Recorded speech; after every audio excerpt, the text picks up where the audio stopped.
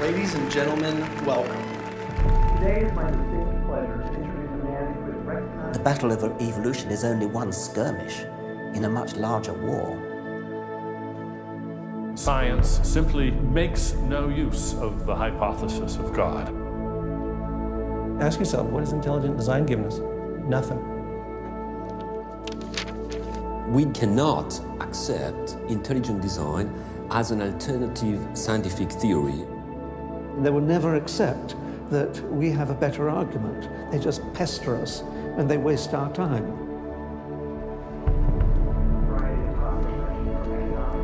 Civil rights, to how to ruin your life in 10 easy steps. Today, Ben is speaking on the topic that has become increasingly important to him over recent years. While Ben has always been an ardent supporter of science, lately he has noticed an alarming trend in the scientific establishment that could have dire consequences for every American. Without further ado, please join me in giving a warm welcome for Mr. Ben Stein. Thank you. Thank you very much. Thank you very, very much. Thank you. Thank you very much, everybody. Thank you very much, gangsters. Thank you very, very much. Freedom is the essence of America. We're talking about freedom of speech, freedom of assembly, freedom from fear, freedom of religion. Martin Luther King said, America is essentially a dream, and he said it is a dream of freedom and equality, and freedom is the way to equality. And America simply would not be America without freedom. In every turning point in our history, the decision has always been about freedom. Freedom is what makes this country great. Freedom has allowed us to create, to explore, to overcome every challenge we have faced as a nation. But imagine if these freedoms were taken away. Where would we be? What would we lose?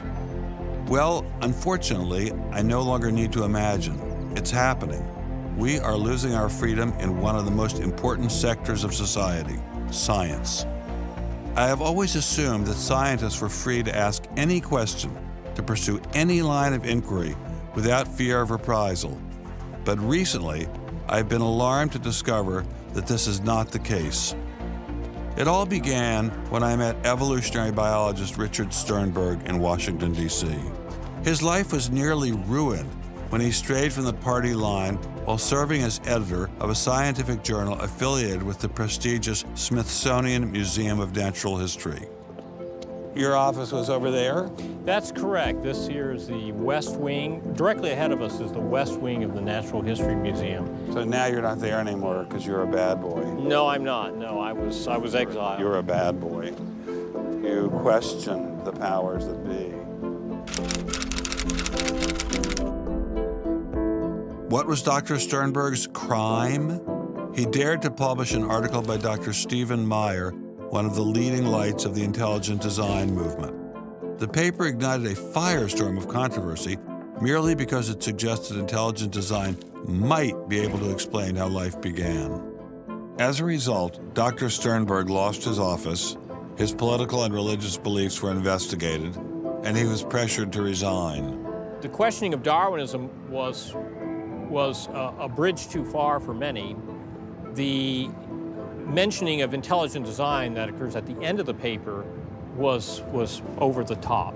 And I think the intelligent design proponents have raised a number of very important questions. And you wanted to get those questions brought up and discussed. Placed on the table. Placed on the table. People were so upset about it.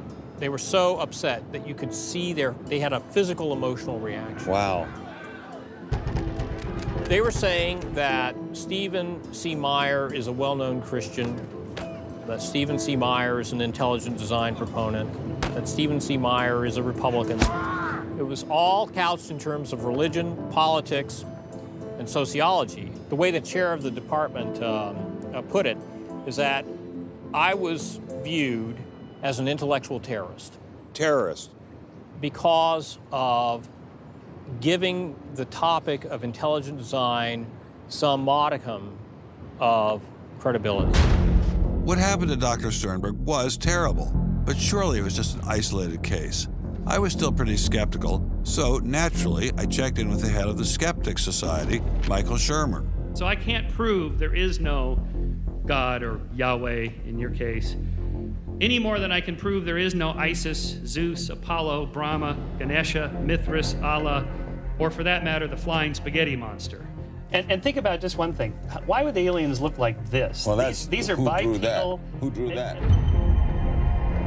Skepticism, it's not a position you take. It's just an approach to claims. This one is called the borderlands of science, where sense meets nonsense. Is intelligent design nonsense? Well, it's unproven. So in that sense, it's nonsense. So I would put it in the sort of shaded areas between good, solid science and total nonsense. You know, it's sort of 3/4 of the way toward the nonsense side. But you think, nevertheless, people should be allowed to speak about it and publish papers about it? They are free to write and publish and be heard in public forums and go to conferences just like everybody else does. Well, what if a person published something, say at the Smithsonian, in favor of intelligent design and then lost his job over it? And it had been peer-reviewed, and published, and then he lost his job over it anyway. What would happen? What do you think about that situation? I think that particular situation, there was something else going on. What was going on? I don't know. I mean, I don't know, because I don't know, but I think there had to be something. People don't get fired over something like that. You roll up your sleeves, you get to work, you do the research, you get your grants, you get your data, you publish, and you work your butt off, and that's how you get your theories taught. Well, but wait a minute, what if you try and roll up your sleeves and go to work and work your butt off, and they say, well, we're going to fire you if you even mention the word intelligent design? I don't think that's happening. Where is that happening? George Mason University. Throughout its 50-year history, our mission has remained clear: to prepare a diverse population of students to think and to grow in a climate of unbridled academic freedom. After Dr. Caroline Crocker simply mentioned intelligent design in her cell biology class at George Mason University, her promising academic career came to an abrupt end. My supervisor invited me into his office. He said, "I'm going to have to discipline you for teaching creationism." And I said, I mentioned intelligent design on a couple of slides, but I did not teach creationism. He said, "Nonetheless, you have to be disciplined." At the end of the semester, I lost my job. Not only did this well-loved professor lose her job at George Mason, she suddenly found herself blacklisted, unable to find a job anywhere. So whenever I interviewed for a job, I would be offered it, usually on the spot. Since this has happened, and since people can Google my name, I'm finding that when I send my credentials, I do get interviews, I get many interviews, but I never get offered a job. I don't tell them about my science sin. I was only trying to teach what the university stands for, which is academic freedom. There's nothing to be learned in neurosurgery by assuming an accidental origin for the parts of the brain that we work on. It wasn't just biologists who were feeling the Darwinist wrath. When neurosurgeon Michael Egnor wrote an essay to high school students saying doctors didn't need to study evolution in order to practice medicine, the Darwinists were quick to try and exterminate this new threat. A lot of people on a lot of blogs called me unprintable names that were printed. There are a lot of very, very nasty comments. Other people suggested that people call the university I work at and suggested perhaps it's time for me to retire. I realized when I kind of went public with my doubts about the adequacy of Darwin's theory that I would encounter criticism. What has amazed me is the viciousness and the sort of baseness of it. I'm an old guy, I have tenure, I'm academically safe, but the young people and what is happening to them in America right now because of this scientism gulag is really terrible. Apparently, Professor Marks was not as safe as he thought.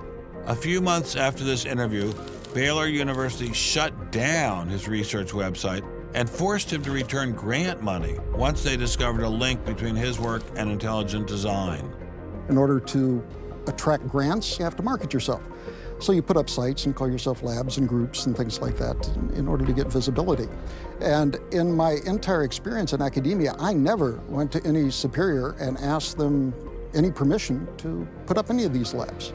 So the fact that this was singled out, let alone shut down, is jaw-dropping. It's astonishing. I have never been treated like this in my about 30 years in academia. Shut up, you freak! I say shut up! It's a madhouse! If you peel back the onion, I think that there is no doubt that the center of this is my work in what some would call intelligent design. People really get emotional about this. Whenever you say intelligent design in a room of academics, them's fighting words. Creationists. Astronomer Guillermo Gonzalez found himself in a fierce shootout with Iowa State University following the publication of his book, arguing that the universe is intelligently designed. Despite a stellar research record that has led to the discovery of several planets, his application for tenure was denied, putting his career in jeopardy. I worried about my tenure a little bit in 2005 when the petition was being circulated because I viewed that as a strategy of Hector Avalos and his associates to try to poison the atmosphere on campus against me because he knew I wasn't tenured yet and I was very vulnerable. I have little doubt that I would have tenure now if I hadn't done any professional work on intelligent design. Dr. Gonzalez had this advice for scientists who might be thinking about following his example. If they value their careers, they should keep quiet about their intelligent design views. We know there are times and places to be quiet, and other times and places when we can make noise if we want to. Will you show us? Of course. Boys and girls, how would you like to show some of the ways we know of being quiet? It's the kind of thing where you just learn to keep your mouth shut. In addition to those scientists who were willing to appear on camera, we encountered many more who didn't dare show their face for fear of losing their jobs. You use an intelligent design perspective to get the research done, but you're not allowed to talk about it in public. And so there is definitely incentive, if you think about it, for people to remain within the mainstream. You know, what's he up to? What is he thinking? Is he one of them? That kind of thing. If I write intelligent design, they hear creationism. They hear religious right. They hear theocracy. So it appears Mr. Shermer, the self-styled skeptic, was wrong on this one. Intelligent design was being suppressed in a systematic and ruthless fashion. But maybe intelligent design should be suppressed. I didn't like what was happening to these scientists, but on the other hand, we don't want our kids being taught that the Earth is flat or that the Holocaust never happened. It was time to ask the scientific establishment what was so bad about intelligent design. Intelligent design people are not genuine scientists. Intelligent design is a racket. It's just propaganda. The only intelligent thing about it is to have got people to call it that. It's really very stupid as well. Everybody knows science education in America is appalling. What we don't need at this time is intelligent design in the classrooms. To present intelligent design stunts their educational growth. It stunts their intellectual growth. But what I don't understand is how these animals could have been on Earth millions of years before man. And the Bible says the whole Earth was created in only 6 days. It wasn't just the educational aspects of intelligent design that had scientists concerned. Many suspected the movement masked a much larger agenda. Intelligent design is a set of excuses to squeeze creationism into the classrooms. Get intelligent design in the schools today, and we can have school prayers tomorrow. Any other complaints? Can you imagine anything more boring? The boredom attached to ID is supreme. It is so boring that I can't even bother to think about it much anymore. It's just utterly boring. Love is in the air, everywhere I look around. Love is in the air, every sight and every sound. Love was in the air, all right, but none of it was directed toward intelligent design. There seemed to be a lot to hate about ID, and nearly all of that hatred was focused on one place. The people from the Discovery Institute, the people who are doing the intelligent design, they're all varnish and no product. The Discovery Institute is a propaganda mill. It's an institution designed to suck in money from religious investors and turn it into a sanitized, somewhat secular version of the creation story to get it into the schools. If they have a way of understanding nature that's superior to the one that we all are making lots of discoveries using, great. Bring it on.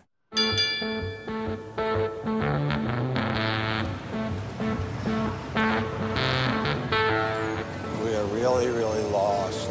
I think it's on 3rd. I think it's on 3rd. I think it's down there. I have no idea where this place is.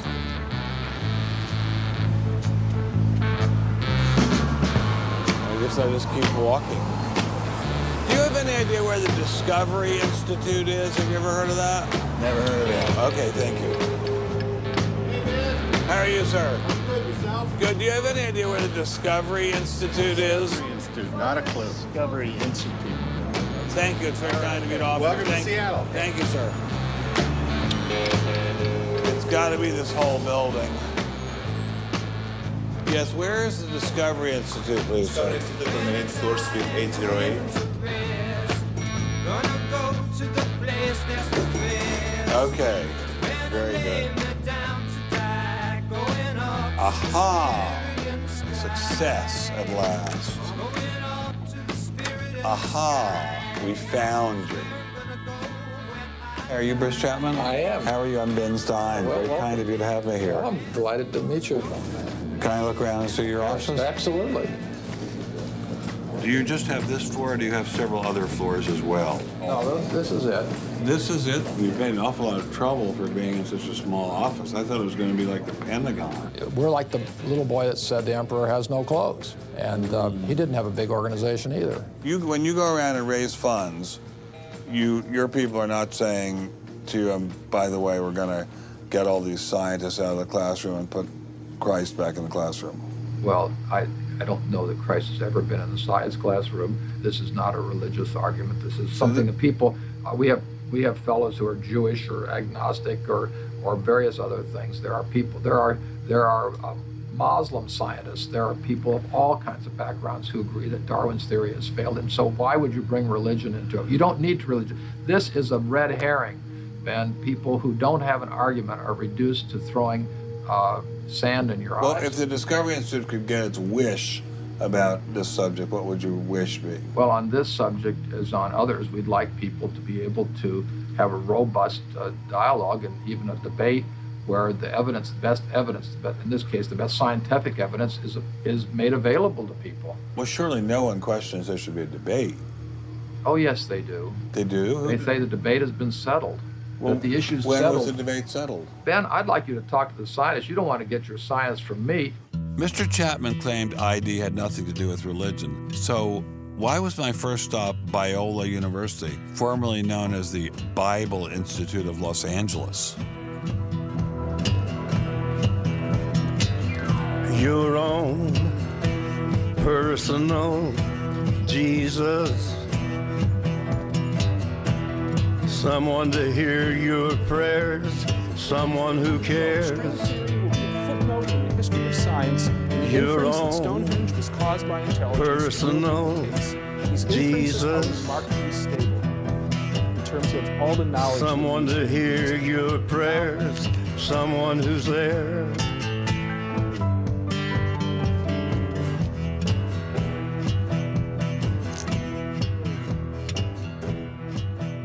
How much money have you ever gotten from Jerry Falwell? $0. How about Pat Robertson? 0. Are you a minister? No. Are you a priest? No. Pastor? No. Youth pastor? Oh, I did teach Sunday school once. Has this all been resolved? I mean, aren't we all Darwinists now? Except for a few cranks like you? Well, it's a funny thing that questions that aren't properly answered don't go away. This question is loaded with all kinds of political baggage, but one-on-one at a scientific meeting after the third or fourth beer, my experience has been that many evolutionary biologists will say, yeah, this theory's got a lot of problems. So you mean to tell me that there really is a debate among scientists about whether or not evolution occurred? Well, evolution is a kind of funny word. It depends on how one defines it. If it means simply change over time, even the most rock-ribbed fundamentalist knows that the history of the Earth has changed, that there's been change over time.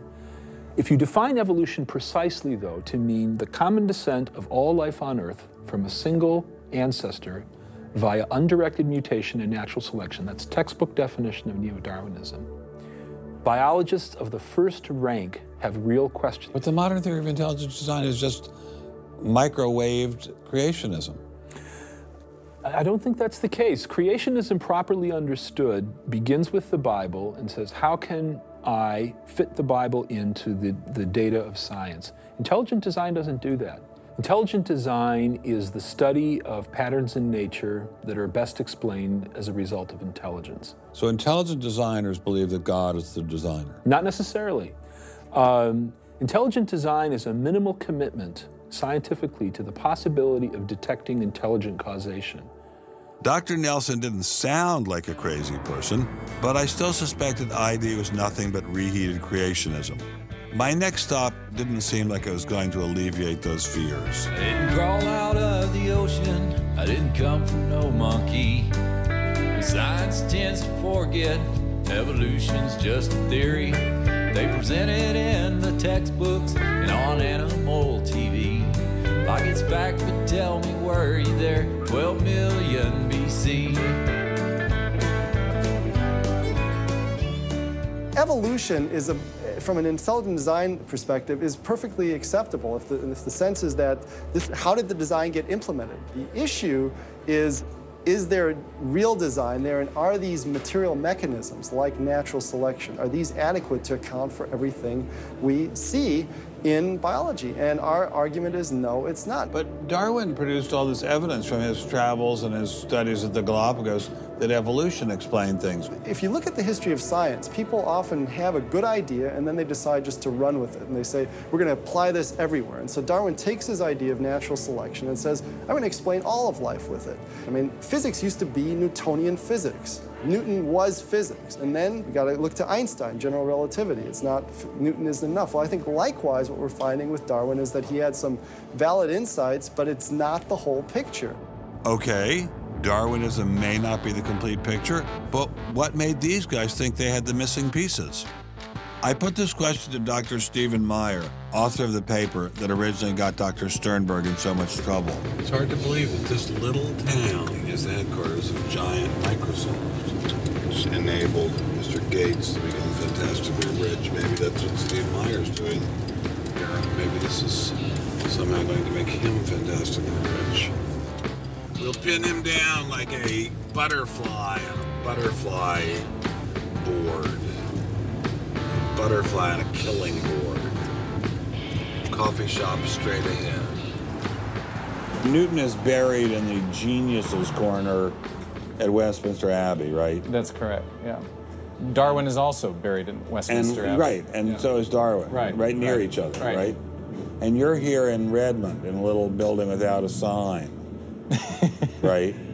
And you're obviously an incredibly smart guy, but how dare you challenge someone who's buried in the geniuses corner next to Newton at Westminster Abbey? Well, it may seem a little cheeky, but it's what scientists are supposed to do.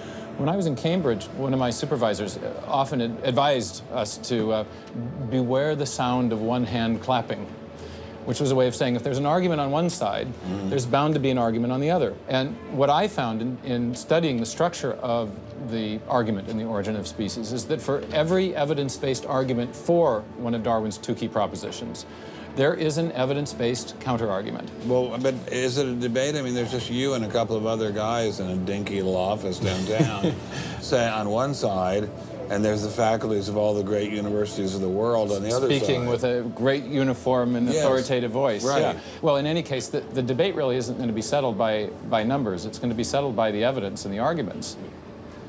While I was still in Bill Gates country, Dr. Meyer recommended I check in with molecular biologist Jonathan Wells. What kind of names do they call you? Creationist. What do you say back to them when they say you're a creationist? Well, I usually don't get the opportunity. What's at stake for you personally here? First of all, I love science. I think the way Darwinism corrupts the evidence, distorts the evidence, is bad for science. Well, the other scientists would tell you to just shut up if you love science, okay? Because you're sort of being a bomb thrower into science. I am upsetting the apple cart, and I think it deserves to be upset in this case. Why? Because the evidence is being distorted to prop up a theory that I think doesn't fit it. Was Darwinism really that bad? Perhaps a change of scenery would give me a fresh perspective. Quand je t'ai vu au coin de la rue, tout est vide, j'ai cru que tous les deux, sur le ciel bleu, nous serions très heureux.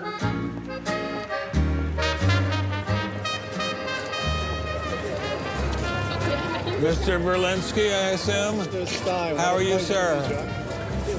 So where are you from originally? I was born in New York. Yes. Spent 31 years in Manhattan. Yes. And I spent a lot of time in California, too. And tell me all the various universities where you studied or taught.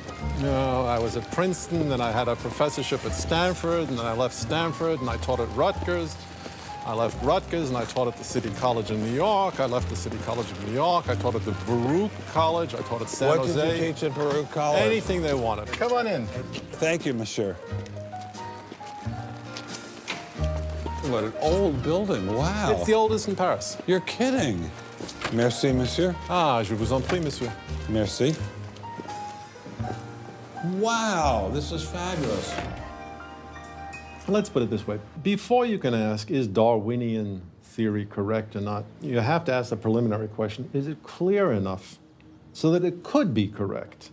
That's a very different question. One of my prevailing doctrines about Darwinian theory is, man, that thing is just a mess. It's like looking into a room full of smoke. Nothing in the theory is precisely, clearly, carefully defined or delineated. It lacks all of the rigor one expects from mathematical physics, and mathematical physics lacks all of the rigor one expects from mathematics. So we're talking about a gradual descent down the level of intelligibility until we reach evolutionary biology. We don't even know what a species is, for heaven's sakes. So his theory is smoke, but elegant smoke. There's a certain elegance to it, but you know, I think Einstein had the appropriate remark. He preferred to leave elegance to his tailor. A room full of smoke? That certainly wasn't what I was hearing from prominent Darwinists like Richard Dawkins. Evolution is a fact. It's a fact which is established as securely as essentially any other fact that we have in science. Richard Dawkins is so confident that evolution is a fact and that therefore God doesn't exist, that he has devoted his entire life to spreading the evolution gospel. I'm an atheist with respect to the Judeo-Christian God because there is not a shred of evidence in favor of the Judeo-Christian God. It is completely right to say that since the evidence for evolution is so absolutely, totally overwhelming, nobody who looks at it could possibly doubt that if they were sane and not stupid. So the only remaining possibility is that they're ignorant, and most people who don't believe in evolution are indeed ignorant. But the people I spoke with weren't ignorant. They were highly credentialed scientists. So there had to be something else going on here. So you think the whole theory of evolution is false, or just certain parts of it? Well, again, evolution is a slippery word. I would say minor changes within species happen. But Darwin didn't write a book called How Existing Species Change Over Time. He wrote a book called The Origin of Species. He purported to show how this same process leads to new species, in fact, every species. And the evidence for that grand claim is, in my opinion, almost totally lacking. How does Darwin or Darwinism say life began? Well, he didn't know, and in fact, nobody knows. So Darwinism, strictly defined, starts after the origin of life and deals only with living things. Well, how can there be a theory about life without a theory about how life began? Well, a grand overarching evolutionary story, of course, does include the origin of life, but Darwin's theory doesn't begin until you have the first cell. Well, does someone have a theory about how life began?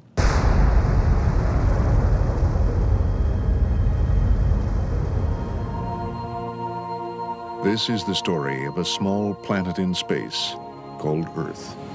For a typical Darwinian explanation of how life originated, Dr. Wells directed me toward this documentary.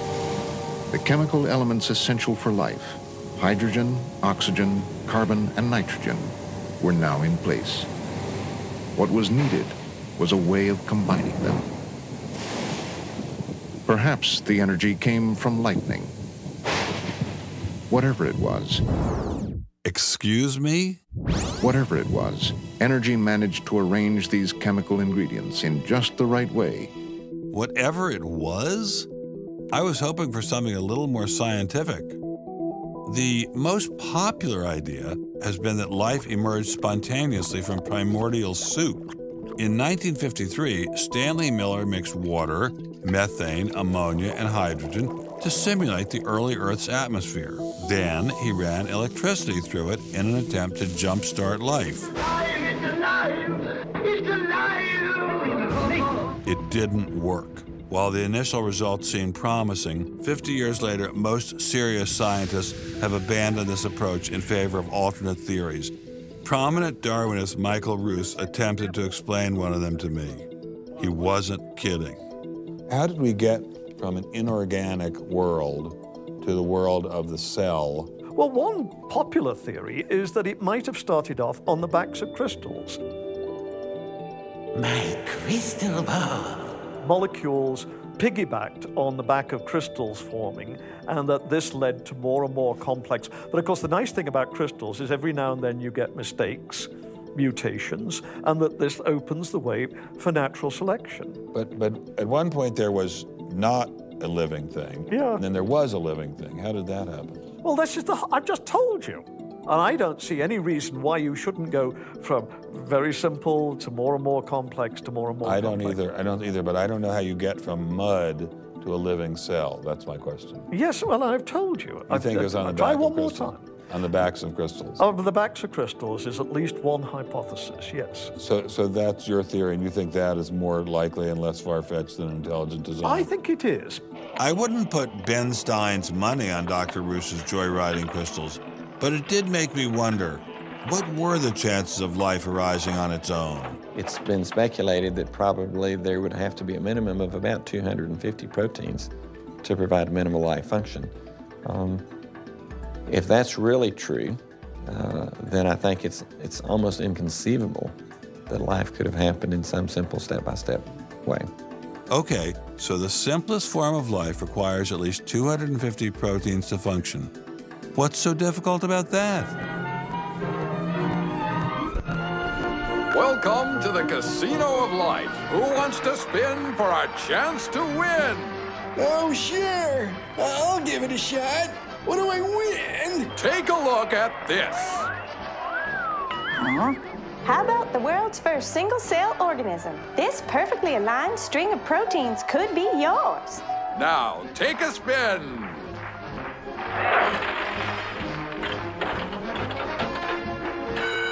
I won! Tina, tell him how many times he needs to do that to win the prize. 250. That's right, folks, and all in the correct order. But that's impossible. We've heard that before, haven't we, Richard?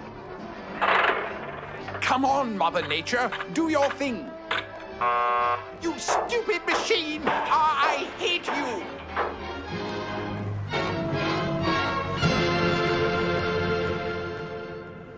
We're talking about something that's staggeringly improbable, roughly 1 in a trillion, trillion, trillion, trillion, trillion, trillion. Let all of life choose a million, a trillion, trillion. The number is essentially zero. Something has to skew nature to choose the ones that work. So, in the game of life, it looks as if the house always wins. Luckily, some serious scientific minds have figured out a way to beat the odds. Directed panspermia. When faced with the overwhelming problem of the origin of life, Nobel Prize winner Francis Crick proposed this theory, that life was seeded on Earth, which basically means aliens did it. Crystals? Aliens? I thought we were talking about science, not science fiction. We don't know what caused life to arise. Did it arise by a purely undirected process?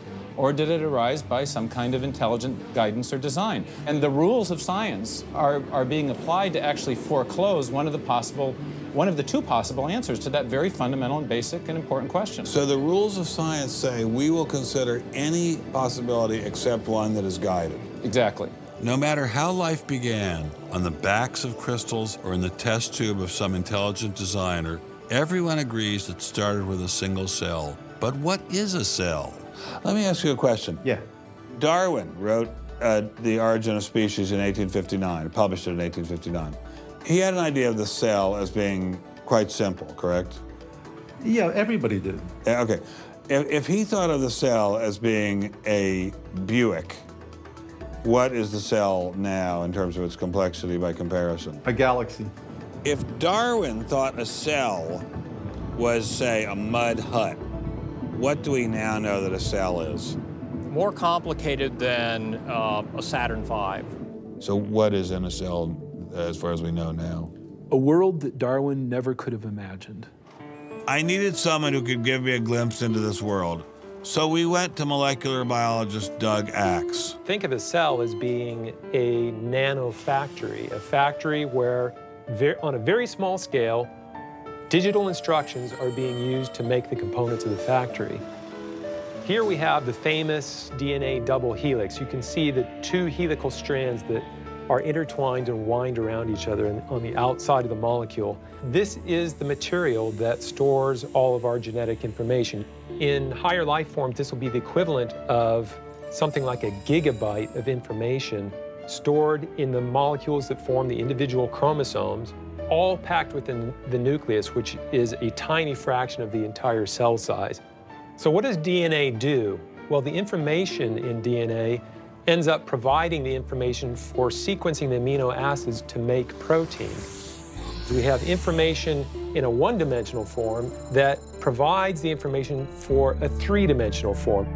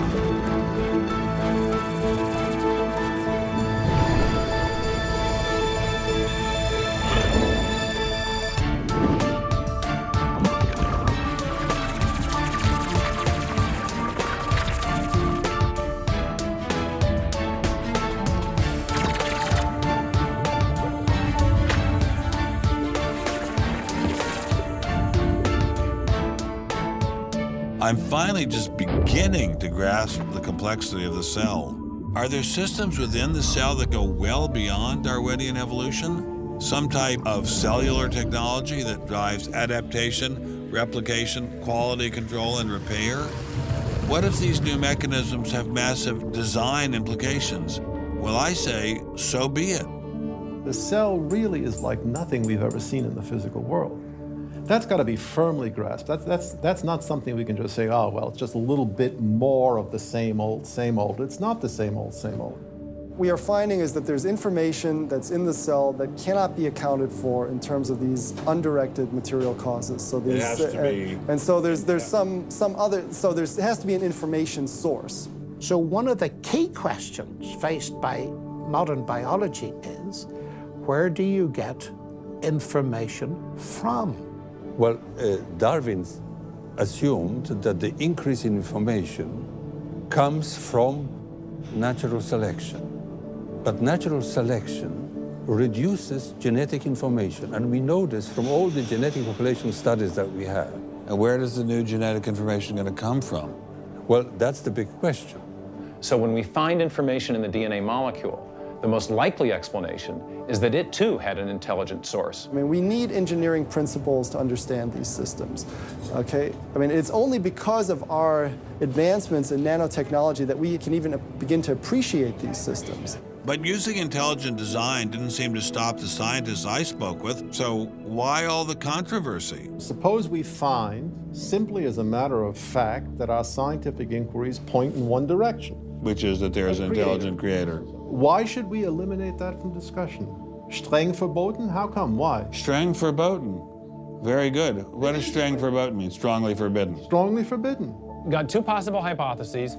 You've got a wall through the middle of through your brain, in effect, through your thinking. You say, well, you can't consider anything on this side of the wall. Only hypotheses on this side of the wall are permissible for consideration.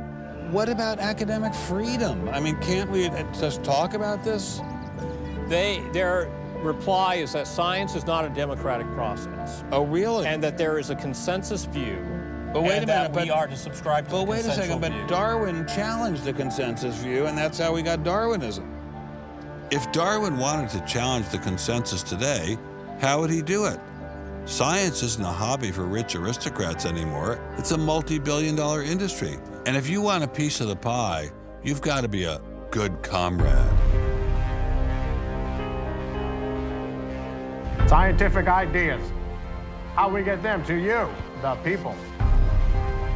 Every idea must be inspected to ensure that it is safe.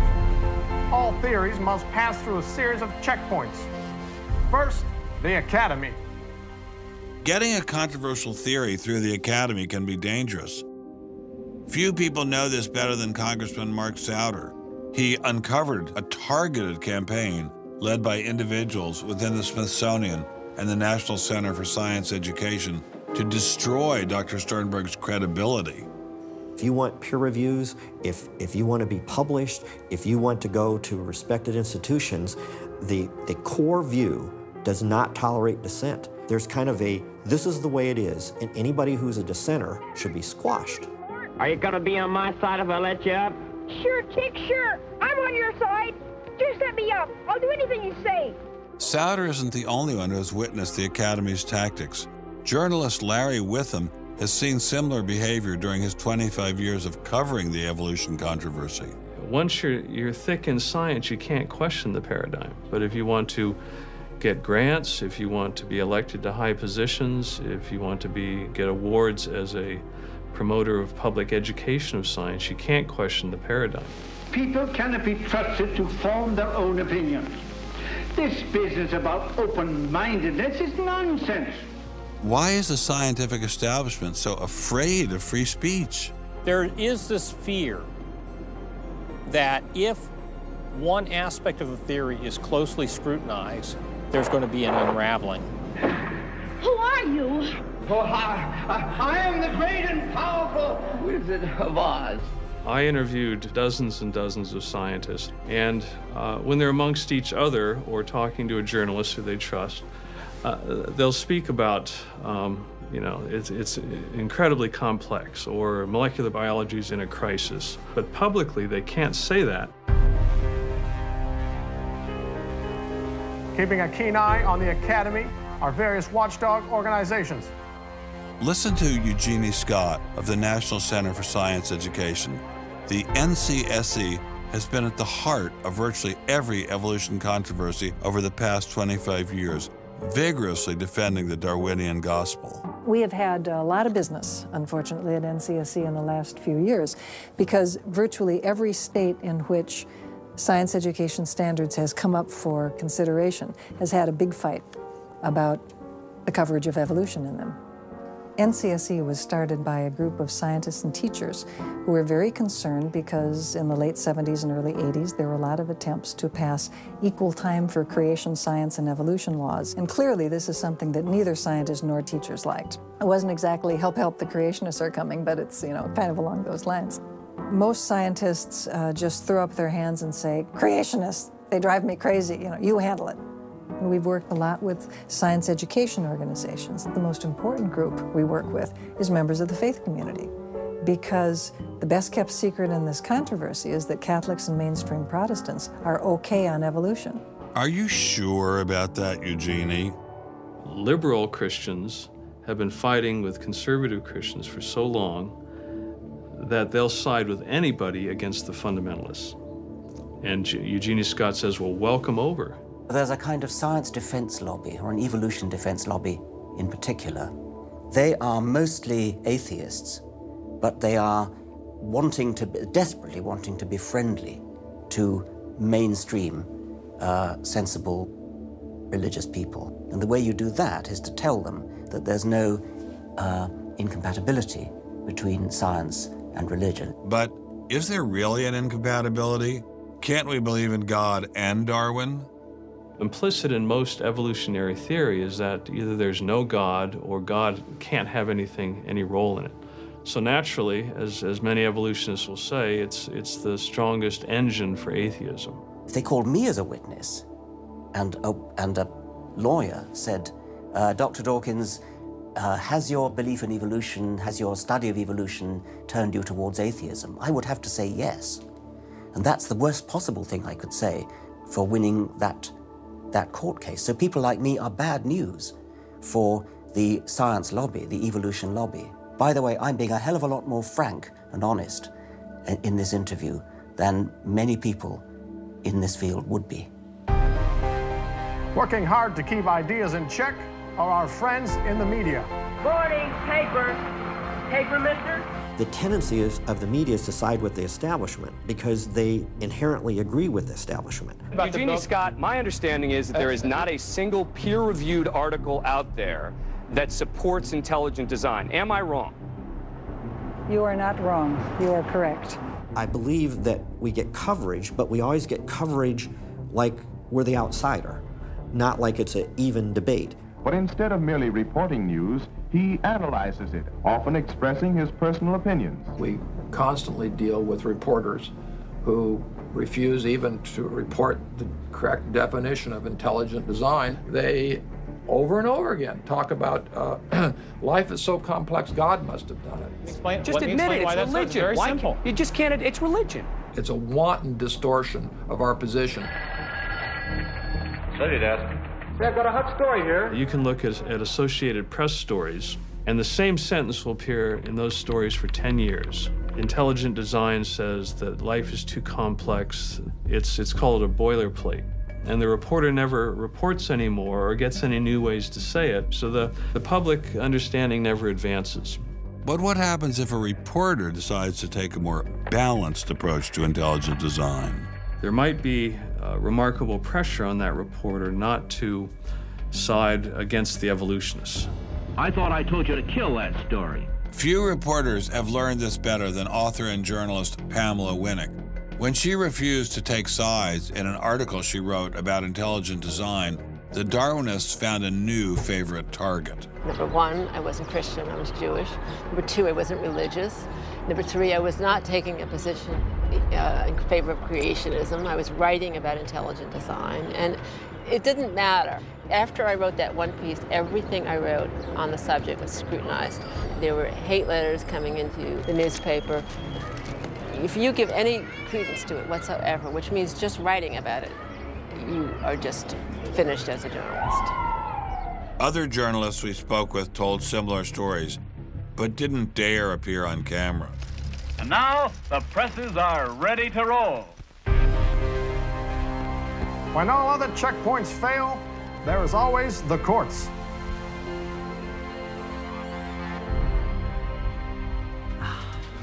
We have spent an enormous amount of time trying to prove to the court what everybody already knows, that intelligent design is a particular religious belief. But I thought scientific questions were settled by the evidence, not by taking people to court and suing them. How do other countries deal with such disputes? Dr. Marcy Giertuk, a population geneticist who now represents Poland in the European Parliament, was able to shed some light on this topic. The censorship of teaching criticism of evolution is and always was much stronger in, say, in your country, in the United States, than it ever was in Poland. Why? Why would the censorship? That is because you have a political correctness in your country. These issues are brought to court, and the court says what you can and what you cannot teach. We want to know what you teach, what books you use, how you teach it. We never had that sort of way of deciding scientific issues in Poland. We never had the courts involved. So you are saying that as far as the teaching of science is concerned, Poland is freer academically than the United States? I think in this particular issue of evolution, I think this is true. But how effective are the courts in deciding such matters? What about the general idea that intelligent design is doomed as a result of several recent legal setbacks? I think court cases don't decide anything. I mean, if you look at the Scopes trial, who won that trial? It wasn't the evolutionists. I mean, it was the Tennessee law was upheld, barring evolution. And yet, in the popular imagination, Scopes is the hero. Inherit the Wind, that movie, which is really bogus history based on the Scopes trial, has carried the day. These issues go much deeper than any decision by a judge. The evolution debate does seem to run much deeper than the courts, much deeper even than science. To generate this level of hostility, ID must threaten something at the very core of the Darwinian establishment. The entire globe is today the site of a momentous conflict. It is the challenge of ideas.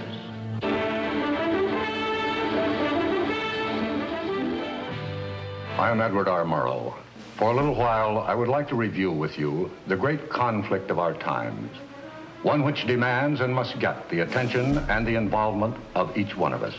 This conflict over the principles of evolution has become a religious war. It really is no longer about scientific investigation. It is total competition with an antagonist who is putting into it everything within his capability. The situation has reached a point where many of evolution's top apologists have switched from defending Darwinism to attacking religion in what they see as a bid to stamp out intelligent design at the source. Richard Dawkins is the best example of this. His recent book, The God Delusion, has sold over 1 million copies worldwide. The God Delusion is my long-expected, long-worked-on full frontal attack on religion. To me, science is about trying to explain existence, and religion is about trying to explain existence. It's just that religion gets the wrong answer. But is Dawkins correct? Are science and religion really at war? For an appraisal of this continuing and protracted conflict, we can go to a reporter who has watched the growing conflict with the perception of a trained military observer. Oxford professor Alistair McGrath, author of The Dawkins Delusion, seemed like the ideal person to answer my question. Richard Dawkins has a charming and very, I think, interesting view of the relationship between science and religion. They're at war with each other, and in the end, one's got to win, and it's going to be science. It's a very naive view. It's based on a complete historical misrepresentation of the way science and religion have interacted. Dawkins seems to think that a scientific description is an anti-religious argument. Describing how something happens scientifically somehow explains it away. It doesn't. But the questions of purpose, intentionality, the question why, still remain there on the table. And I think it was just a catastrophic mistake to have someone like Dawkins address himself to profound issues of theology, the existence of God, the nature of life. He hasn't committed himself to disciplined study in any relevant area of inquiry. He's a crummy philosopher. He doesn't have the rudimentary skills to meticulously assess his own arguments. Genius guy, though. Very smart guy. A little bit of a reptile, but a very smart guy. The opposing point of view in this conflict rests on a fundamentally different vision of man. If you have two distinguished scientists, and in fact you can range many more on each side, as you know, saying exactly opposite things, that's telling me that the conflict is not between science and belief in God. Otherwise, you'd expect all scientists to be atheists. But it's a worldview conflict. It's between scientists who have different worldviews. You've got two competing explanations of the evidence. One says design, one says undirected processes. Both of them have larger philosophical or religious or anti-religious implications. So you can't say that one of those two theories is scientific and the other is unscientific simply because they have implications. Both have implications. People who tell you, for example, that science tells you all you need to know about the world, or that science tells you that religion is all wrong, or science tells you there is no God, those people aren't telling you scientific things. They are saying metaphysical things, and they have to defend their positions for metaphysical reasons. What is being presented to the public is, first comes the science, and then comes the worldview. I would want to argue that that may not be the case, that it may actually be the other way around, that the worldview comes first and is influencing the interpretation of science. My deep regret is some people are so deeply entrenched in their own worldviews that they will simply not countenance alternatives. I'm actually a person of the left. And not even a particularly religious person. I think of myself as a kind of humanist. And I think it's sending a very bad message to religious people who are interested in science, that in some sense, in order to do science credibly, they have to leave their religious beliefs at the door. The founders of early modern science, Sir Isaac Newton, Robert Boyle, Johannes Kepler, Galileo, most of these early scientists all not only believed in God, but they thought their belief in God actually made it easier to do science. You can be religiously motivated and you can do good science. And they have more often gone together than not gone together. Admitting our biases is the best way towards rational discussion, which I would welcome. Rational debate is a nice thought, but it's nearly impossible in the current climate. I'd seen the chilling effect that this unquestioning devotion to Darwinism has had on science, but were there other consequences? No gods, no life after death, no ultimate foundation for ethics, no ultimate meaning in life, and no human free will are all deeply connected to an evolutionary perspective. You're here today and you're gone tomorrow, and that's all there is to it. Dr. Will Provine, professor of the history of biology at Cornell University, gave us another disturbing glimpse into where Darwinism can lead. Oh, I was a Christian, but I never heard anything about evolution because it was illegal to teach it in Tennessee. Dr. Provine's first biology professor changed all that. He started talking about evolution as if it had no design in it whatsoever. And I came up to him and I said, "You've left out the most important part." And he said, "If you feel the same way at the end of one quarter, I want you to stand up in front of the students in this class and tell them this deep lack in evolution." And I read that book so carefully, and I could find no sign of there being any design whatsoever in evolution. And I immediately began to doubt the existence of a deity. But it starts by giving up an active deity, then it gives up the hope that there's any life after death. When you give those two up, the rest of it follows fairly easily. You give up the hope that there's an immanent morality. And finally, there's no human free will. If you believe in evolution, you can't hope for there being any free will. There's no hope whatsoever of there being any deep meaning in human life. We live, we die, and we're gone. We're absolutely gone when we die. Dr. Provine is no stranger to the prospect of death. Nearly a decade ago, he was diagnosed with a large brain tumor. Let's suppose my tumor comes back, as it almost certainly will. Well, I'm not going to sit around like my older brother did last year, and he was dying of ALS, Lou Gehrig's disease. He wanted desperately to die, but we couldn't help him die. I don't want to die like that. I'm going to shoot myself in the head long before then. I'm going to do something different. I hope these are empty words for my friend, Dr. Provine, because shortly after this interview was recorded, he learned his brain tumor had returned. I don't feel one bit bad about holding the views that I do. There's not anything in the views I hold that makes me, oh, I wish I had free will, or, oh, I wish there were a God. I don't ever wish that. Dr. Provine's deconversion story was typical amongst the Darwinists we interviewed. Biologist P.Z. Myers, who runs the pro-Darwin, anti-religion blog Pharyngula, says science eroded his faith as well. I never hated religion. I found religion quite comfortable, and I liked the people in it. What led to the atheism was learning more about science, learning more about the natural world, and seeing these horrible conflicts with religion. And it was then, when I discovered evolution, when I discovered Darwinism, that I realized there's this magnificently elegant, stunningly elegant explanation, which I didn't quite understand to begin with. When I did understand it, then that finally killed off my remaining religious faith. After hearing these stories, I was not surprised to discover that most evolutionary biologists share Professor Dawkins' views. It appears Darwinism does lead to atheism, despite what Eugenie Scott would have us believe. And if you separate out the ethical message from religion, what have you got left? You got a bunch of fairy tales, right?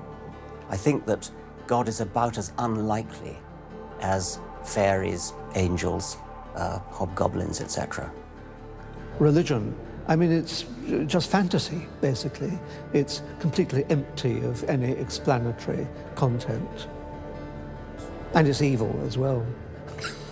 Half the people in this country think that drugs is what you have to regulate to make us safer, and half the people think guns, that's what you got to regulate to make us safer. But I always think if you're going to regulate one thing that has the most potential to cause death and destruction, religion. You got to start with religion, and Religion is an idea that gives some people comfort, and we don't want to take it away from them. It's like knitting. People like to knit. You know, we're not going to take their knitting needles away. We're not going to take away their churches.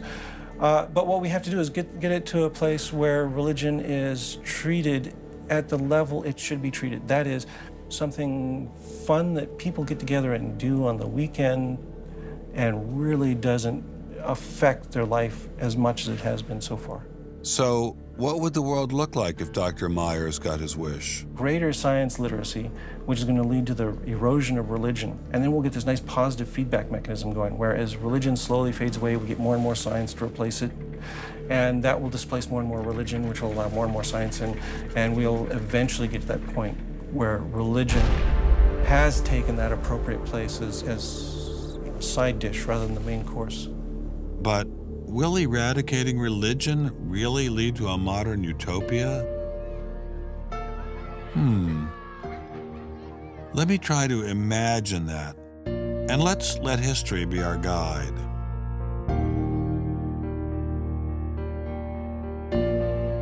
In part, I think Matthew Arnold put his hands on it when he spoke about the withdrawal of faith.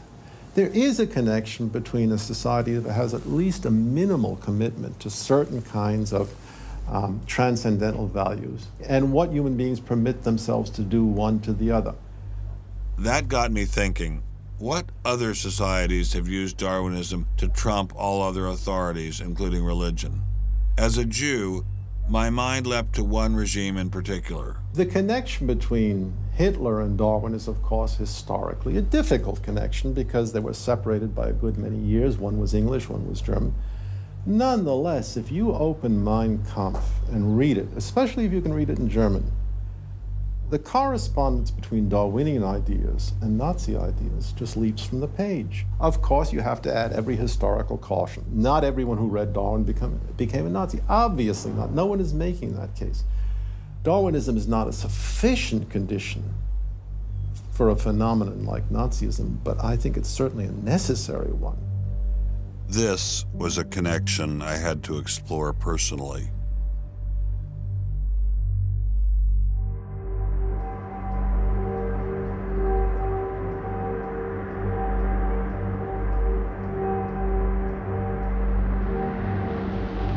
American officers arrive at a Nazi institution seized by First Army troops. Under the guise of an insane asylum, this has been the headquarters for the systematic murder.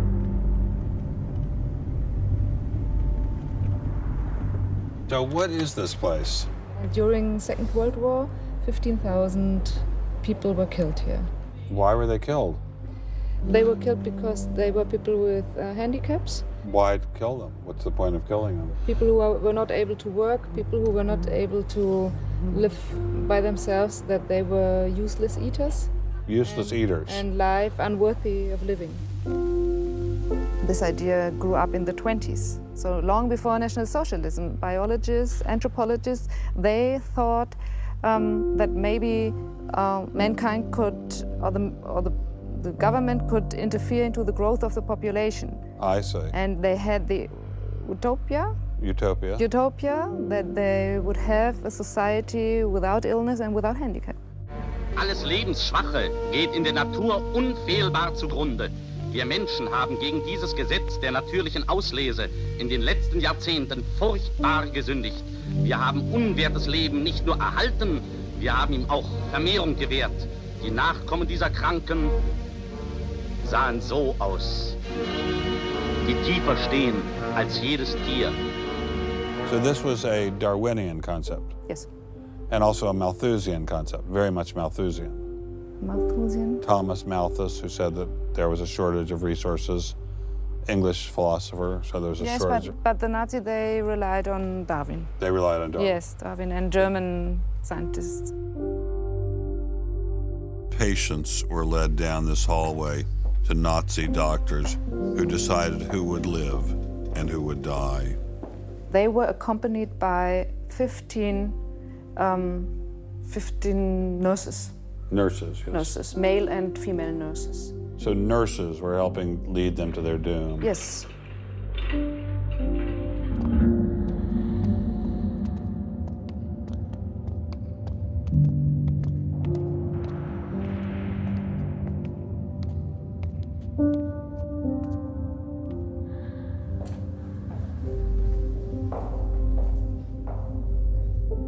So were the prisoners told they were taking a shower? Yes, they were taking a shower, and here was 1 or 2 showers.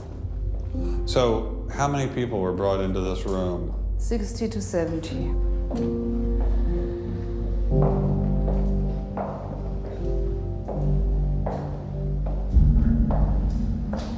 So what is this? This is the dissection table. Do you ever think to yourself, the sane ones were the ones lying here having their brains removed? The insane one was Dr. Gorgas and all the other people did? No, I don't think that, because I think those people who killed here, they were very sane, because they had their purposes. They had purposes? Yes. I don't think they were insane.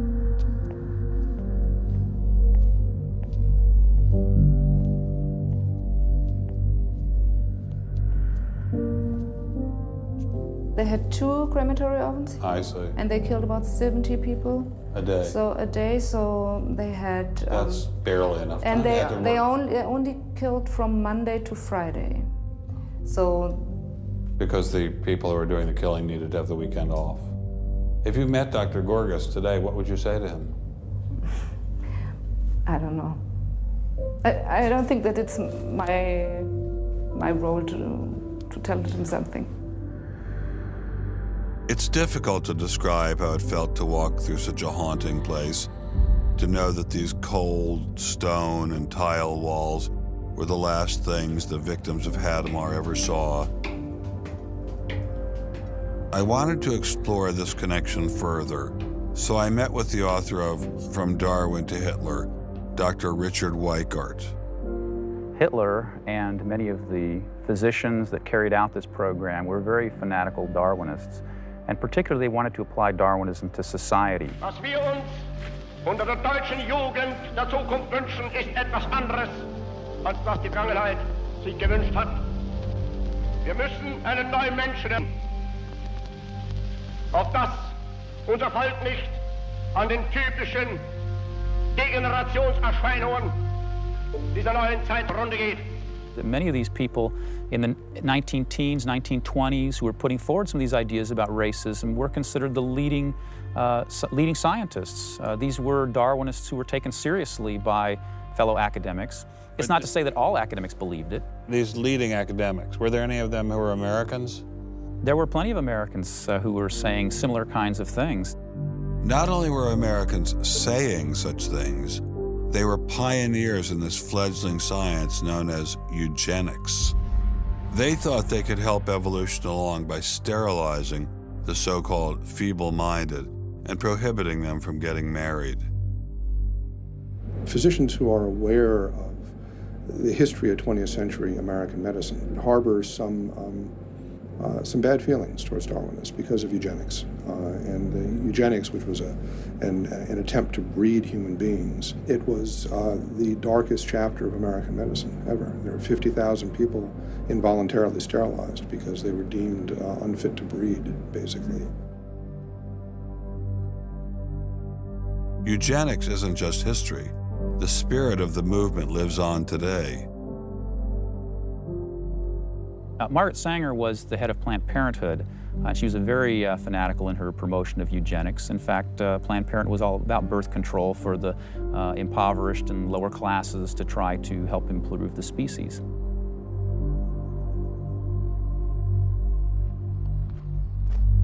From Hadamar, I traveled with Dr. Weikart to Dachau, where the Nazis applied the ideas of eugenics on a massive mechanistic scale.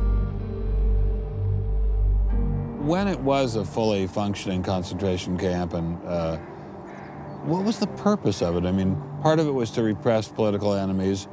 What was the rest of the purpose? Well, beyond the repression of the political enemies, which was its purpose at the very beginning, then later on it transformed into repressing racial enemies. And sometimes those categories overlapped because sometimes they thought that these people were political enemies because they were inferior biologically. The war itself was part of the Darwinian struggle for existence for Hitler. And he saw the extermination of the Jews as one of those fronts to this warfare going on as this Darwinian struggle for existence. Would you say that Hitler was insane? No, I wouldn't say he was insane. I think he had imbibed some very, very wrong ideas. And in fact, I think he took the logic of them in certain ways that brought him to take very radical solutions for them.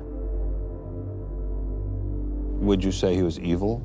Oh, I'd definitely say he was evil. Is there such a thing as evil? Oh, I think there is. And is there such a thing as good? Oh, definitely.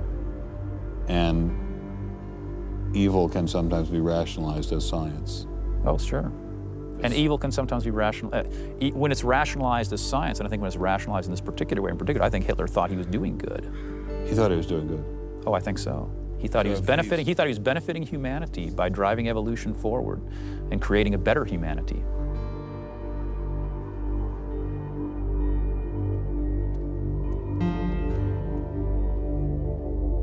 Before leaving Dachau, I stopped by the memorial commemorating the thousands of Jews who were killed there in excruciating conditions.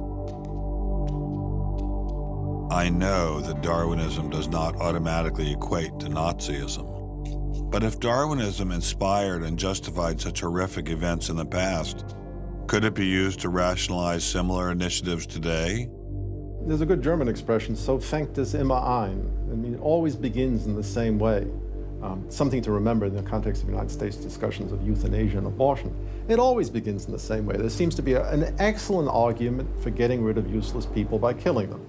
Or at least it seems excellent to the people advancing the argument. It's the love affair with death and, the euthanasia and this movement going on, which I find appalling.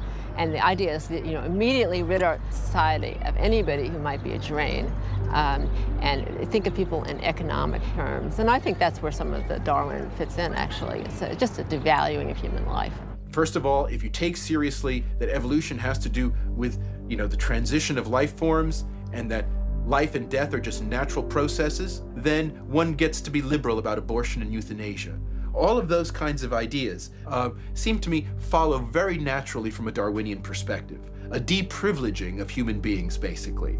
And I think that people who want to endorse Darwinism have to sort of take this kind of viewpoint very seriously.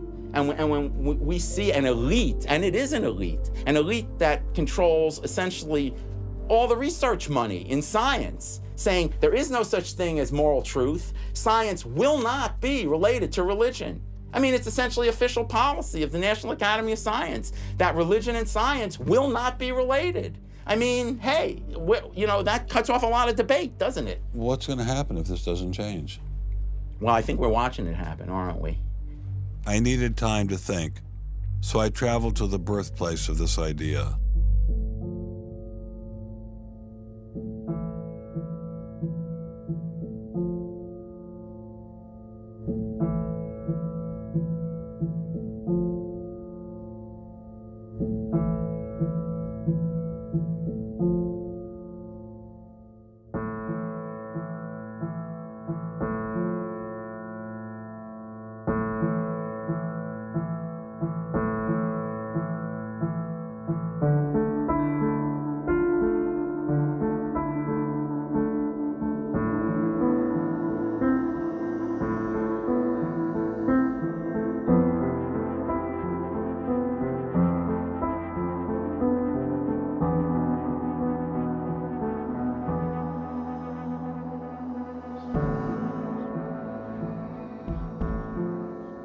With savages, the weak in body or mind are soon eliminated.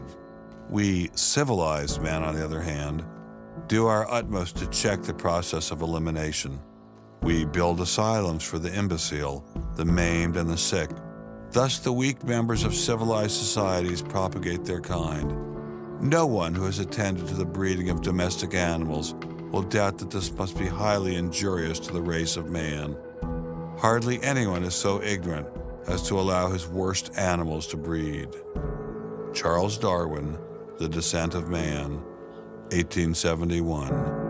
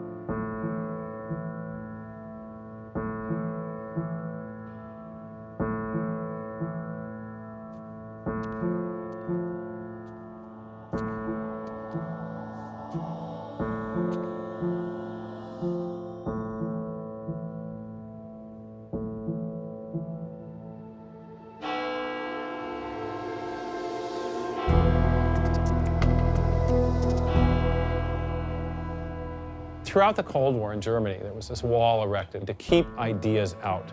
It was erected by people who held an ideology, that were afraid of a competition from other ideas that would come into their society. And what we're seeing happening in science today is very much like that. But I think that's just a strategy for protecting a failing ideology from competition. America didn't become the great nation that it is by suppressing ideas. It progressed by allowing freedom of speech and freedom of inquiry. Thomas Jefferson got it right when he wrote, "We hold these truths to be self-evident, that all men are created equal, that they are endowed by their Creator with certain unalienable rights, that among these are life, liberty, and the pursuit of happiness." Hundreds of thousands of Americans have given their lives to protect these values, but now they're under threat once again. It wasn't just scientists who were being expelled. It was freedom itself, the very foundation of the American dream, the very foundation of America. If we allowed freedom to be expelled in science, where would it end?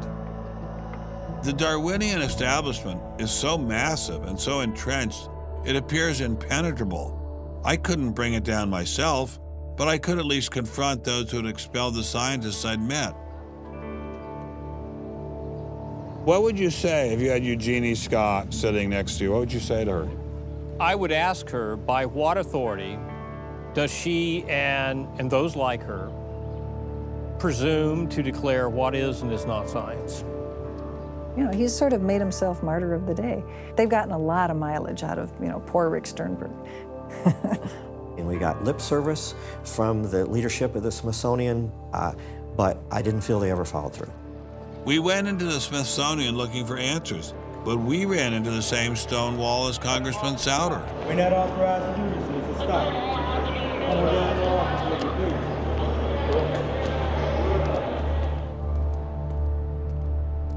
He said, nonetheless, you have to be disciplined, and I lost my job. We did get an interview with a spokesman from George Mason, but it was impossible to knock him off his script. Her contract was not renewed. It was simply not renewing her contract, which she's satisfied. Her contract was not renewed, had nothing to do with the controversy of that topic of intelligent design. I have never been treated like this in my about 30 years in academia. We received a similar reception at Baylor University. They refused to admit that what had happened to Dr. Marks had anything to do with ID.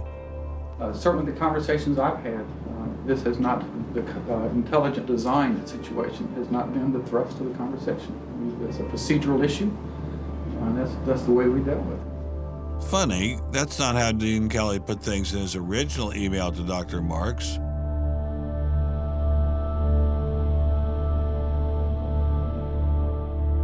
I'm not mixing my religion with my science. The questions that I ask in my intelligent design research are perfectly legitimate scientific questions.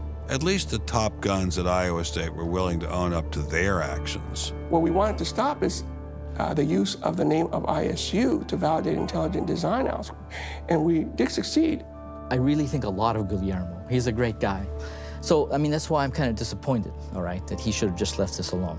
So, in my opinion, should have just left it alone. Dr. Hauptmann elaborated further on his great regard for Gonzalez. This is quoting an email from you to Mr. Avalos. You say, "Sometimes it is just best to ignore idiots," in reference to Guillermo. And then the religious nutcases should be challenged at every opportunity. Yeah, because, for example, you... in that case, I'm thinking more of, say, the creationist crowd who claims that God put all the animals on an ark and that's it, all right? That's where all of our animals came from today. That's crazy, okay? You shouldn't be insulting even children with that kind of thing. So these are the idiots, all right? They've always been around. They've always been around. Going after the perpetrators in each of these cases wasn't getting me anywhere. So I reconnected with Dr. Berlinski and Dr. Schroeder to see if they had any advice.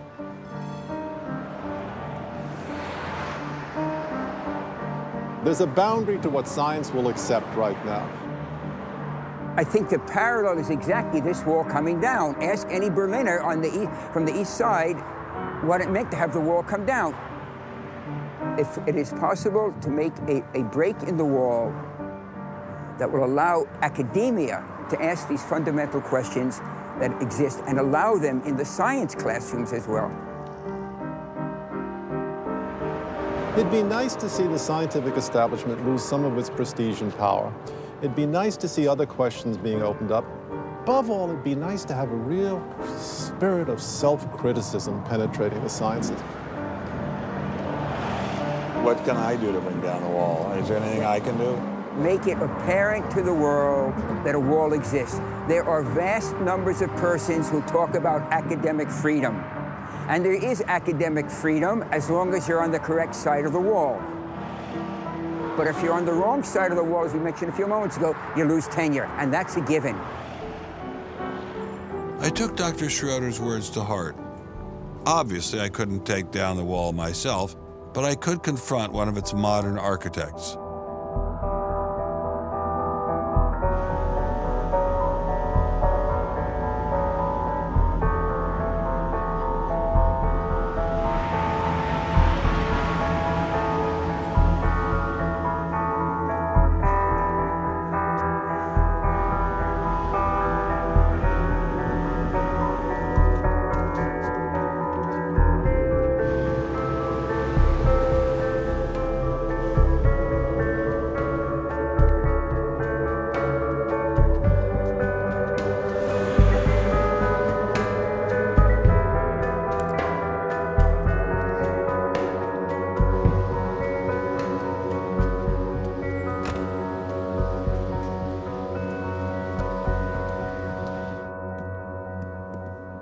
Hello, Professor Dawkins. How are you? I'm Ben Stein. I'm so sorry to keep you waiting. How are you? Fine, thank you. You have written that God is a psychotic delinquent invented by mad, deluded people. No, I didn't say quite that. I said something rather better than that. Oh, well, please tell us what you said. Please tell us what you said. Well, I would have to read it from the book. No, please. The God of the Old Testament is arguably the most unpleasant character in all fiction. Jealous and proud of it, a petty, unjust, unforgiving control freak, a vindictive, bloodthirsty ethnic cleanser, a misogynistic, homophobic, racist, infanticidal, genocidal, filicidal, pestilential, megalomaniacal, sadomasochistic, capriciously malevolent bully. So that's what you think of God? Yeah. How about if people believed in a God of infinite lovingness and kindness and forgiveness and generosity, sort of like the modern day God? Why spoil it for them?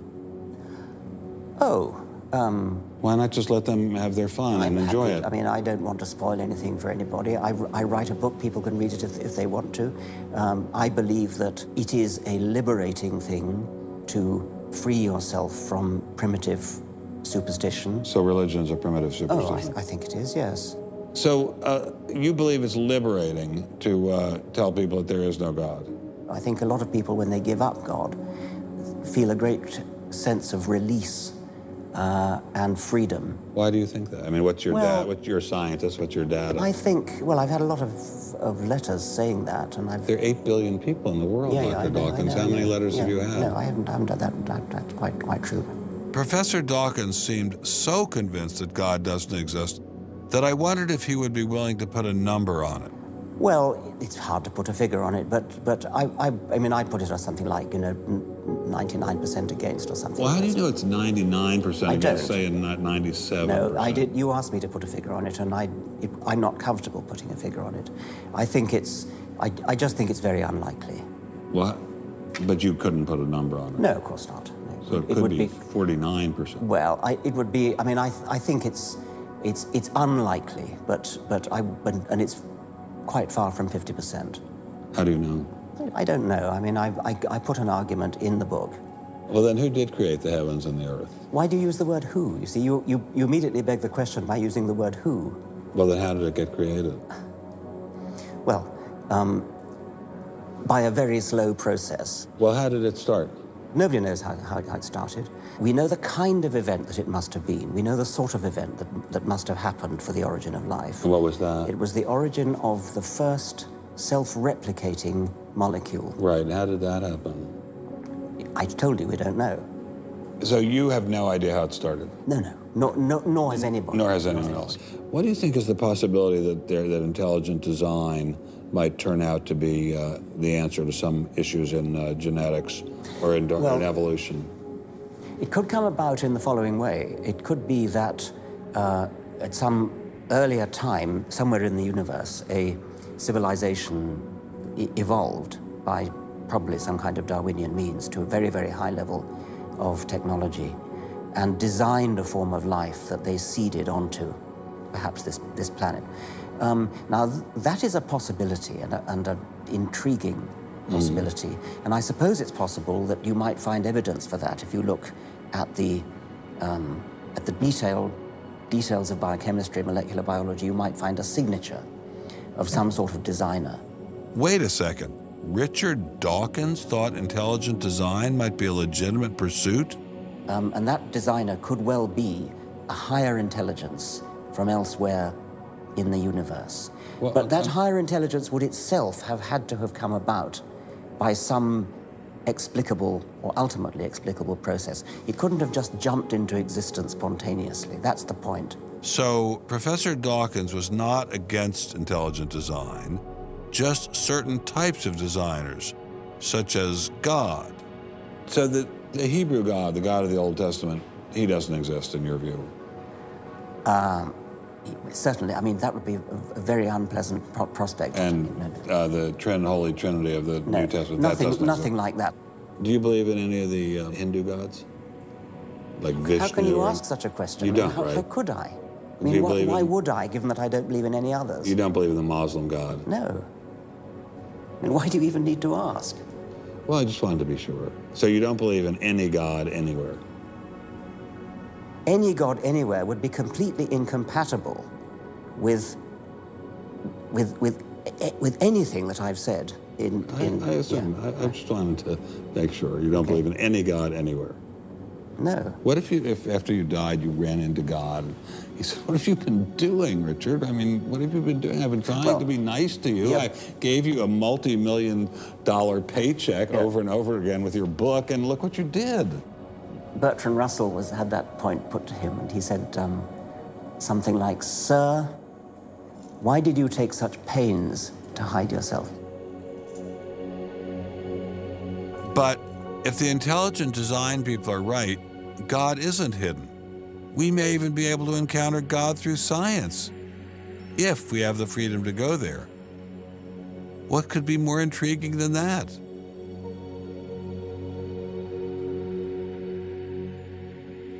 We take freedom for granted here in the United States. Freedom is what this country is all about. And a huge part of freedom is freedom of inquiry. But now, I'm sorry to say, freedom of inquiry in science is being suppressed. Behind me stands a wall that encircles the free sectors of this city, part of a vast system of barriers. There are people out there who want to keep science in a little box where it can't possibly touch a higher power, cannot possibly touch God. Those barriers cut across Germany in a gash of barbed wire, concrete, dog runs, and guard towers. If you believe in God, and you believe that there is an intrinsic order in the universe, and you believe that it's the role of science to try to pursue and understand better that order, you will be ostracized. I'm frightened by this, but I'm not going to let it stop me from investigating and from speaking. The wall cannot withstand freedom. What I'm asking for is the freedom to follow the evidence wherever it leads.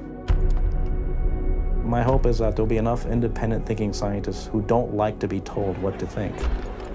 People on both sides of the argument being prepared to talk and listen. And above all, a willingness to keep these dialogues open. It might allow a lot of very good scientists to be scientists who aren't being allowed to be scientists right now.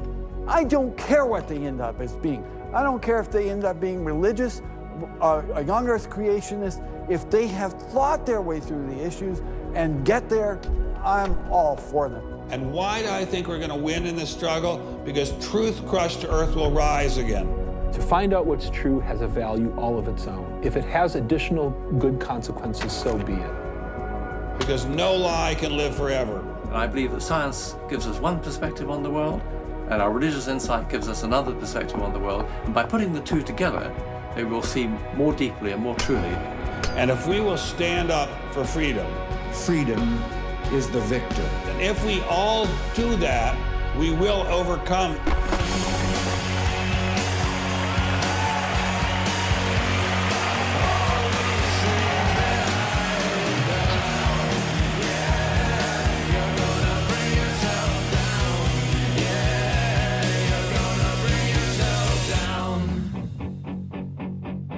I've taken a first step by speaking out on this issue. But if the wall is to come down, we all have to do our part. Some of you will pay a heavy price for speaking out. You may even lose your job. I guarantee you'll get hate email. But if you don't get involved, will anyone be left to carry on this struggle? Anyone? Anyone?